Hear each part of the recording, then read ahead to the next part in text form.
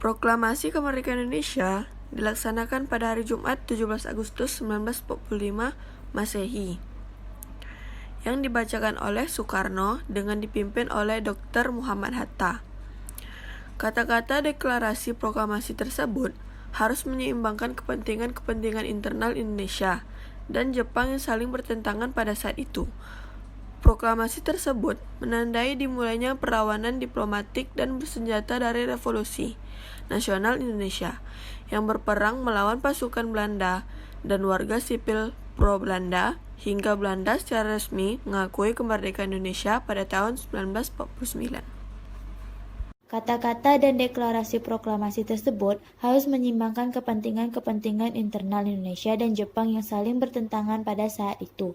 Proklamasi tersebut menandai dimulainya perlawanan diplomatik dan bersenjata dari Revolusi Nasional Indonesia yang berperang melawan pasukan Belanda dan warga sipil pro-Belanda.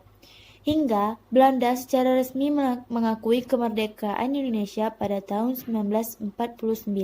Pada tahun 2005, Belanda menyatakan bahwa mereka telah memutuskan untuk menerima secara de facto pada tanggal 17 Agustus 1945 sebagai tanggal kemerdekaan Indonesia.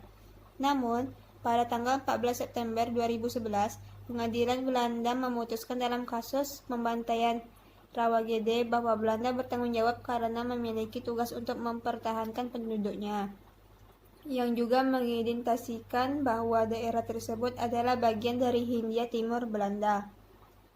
Bertentangan dengan klaim Indonesia atas 17 Agustus 1945 sebagai tanggal kemerdekaannya.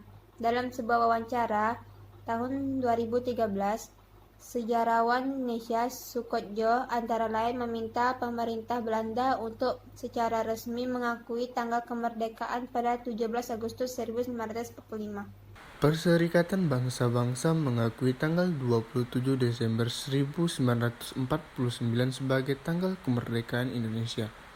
Naskah proklamasi ditandatangani oleh Soekarno yang menuliskan namanya sebagai Soekarno menggunakan ortografi Belanda dan Muhammad Hatta, yang kemudian ditunjukkan sebagai presiden dan wakil presiden berturut-turut sehari setelah proklamasi dibacakan.